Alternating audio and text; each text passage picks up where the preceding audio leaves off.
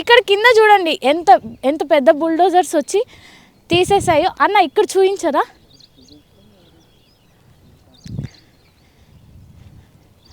ఇదంతా మీకు కనిపిస్తుంది, ఇదే ఇంత నాశనం చేశారు.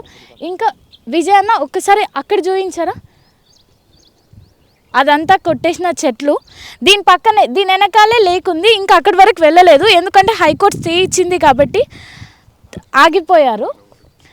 తర్వాత మీకు ఇదంతా అదే, ఇదంతా కొట్టేసిన ప్లేసే, మొత్తం బుల్డోజర్స్ వచ్చి తీసేసిన ప్లేసే. ఈరోజు మన తాతలు ముత్తాతలు ఏమో మంచిగా చెట్లను కాపాడి ఉంచుకొని అంటే అలోపతి గోళీలు వాడద్దు, అవి మంచిగా కావు అని చెప్పుకొని మనం ఇని పెరిగినాం. అసొంటిది ఇప్పుడు వచ్చి మొత్తం చెట్లన్నీ నాశనం చేసినా కూడా ఏమనొద్దు, విద్యార్థులు స్పందించొద్దు అని చెప్తే ఎంత అన్యాయం ఇది, ఎంత దారుణం.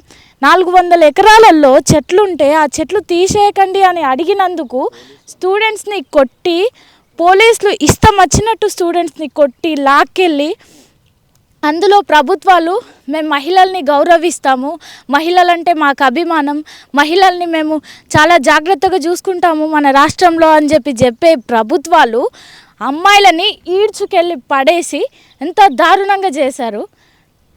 ఈ ప్లేస్ కోసం విద్యార్థులందరూ పోరాటం చేసింది.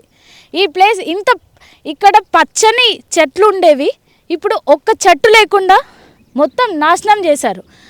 అది వితిన్ 5 డేస్లో మొత్తం నాశనం చేశారు.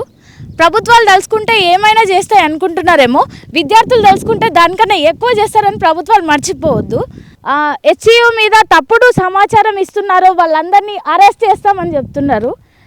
చెయ్యండి, ఎంతమంది విద్యార్థులను చేస్తారో చెయ్యండి అని చెప్పి విద్యార్థులు అంటున్నారు. ఇక్కడ విద్యార్థులు ప్రొటెస్టులు చేస్తూనే ఉన్నారు. మేము పొద్దున్నుంచి కవర్ చేస్తున్నా కూడా వాళ్ళు వచ్చి మేము మాట్లాడతాం ఇవ్వండి, ప్రభుత్వాలతో మేము మాట్లాడతాం ఇవ్వండి అని చెప్పి అడిగి మరి వాళ్ళు మాట్లాడుతున్నారు.